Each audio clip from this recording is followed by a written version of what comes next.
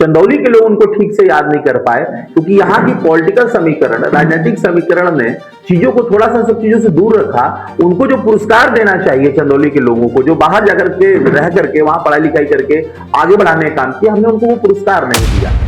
चंदौली कोई जनपद नहीं था, चंदौली पहले एक तहसील थी जो कि वाराणसी का एक हिस्सा था। हम वाराणसी जिले से थे। हम लोग जब हाई स्कूल की पढ़ाई कर रहे थे तो जिला वाराणसी ही था। चंदौली ऐसा कुछ सोचना चाहिए कि पिछड़ा है। पिछड़ा कोई होता नहीं है। पिछड़ा तो जाति में भी होता है, वर्ग में भी होता है। पिछड़ा होता क्या है? पिछड़ा की परिभाषा क्या है? विकास के पैमाने पर आप चंदौली को कहाँ खड़ा पाते हैं? देखिए, विकास के अगर पैमाने की बात करेंगे तो चंदौली जनपद में दीनदयाल उपाध्याय नगर दुनिया का सबसे बड़ा रेलवे यार्ड है। देखिए, चंदौली में लोकल फॉर वोकल की समस्या रही है।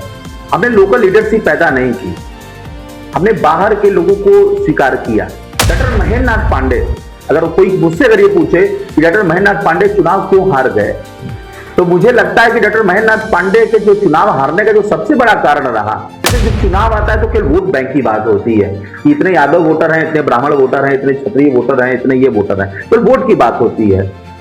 कभी वोट के अलावा इस विषय पर बात होती है कि आज से 25 साल पहले लोग अपनी पत्नियों को नौकरी नहीं करवाना चाहते थे। आज घर का एक हर सदस्य को अगर अपना परिवार चलाना है तो हर सदस्य को कमाना पड़ेगा, जिस तरह का सिस्टम चल रहा है। डॉक्टर महेंद्र नाथ पांडे ने इस जनपद में विकास पर बहुत ज्यादा वर्क किया, लेकिन कार्यकर्ताओं की जिम्मेदारी थी कि वो सामाजिक समस्याओं को लेकर के संघर्ष करें। दो भाइयों का विवाद था तो पार्टी कार्यकर्ता जाकर उसको हल कराते, लेकिन समस्या क्या आई कि पार्टी के कार्यकर्ता किसी एक पक्ष की कोई और पैरवी कर रहा है, किसी एक पक्ष की और पैरवी कर रहा है। आपस में लड़ते लड़ते भारतीय जनता पार्टी कार्यकर्ताओं की स्थिति ये हो गई कि ना कोई उनको वीडियो उनकी सुनता है, ना कोई इंस्पेक्टर सुनता है, ना कोई एसडीएम साहब सुनते हैं। बहुत सारे लोगों को देखते होंगे, किसी कोई नई चौकी इंचार्ज अगर आते हैं तो वहां लोग माला लेके पहुंच जाते हैं, और ये भी एक न्यूज बनती है कि इनका स्वागत किया गया। आज से 20 साल पहले ऐसा होता था क्या?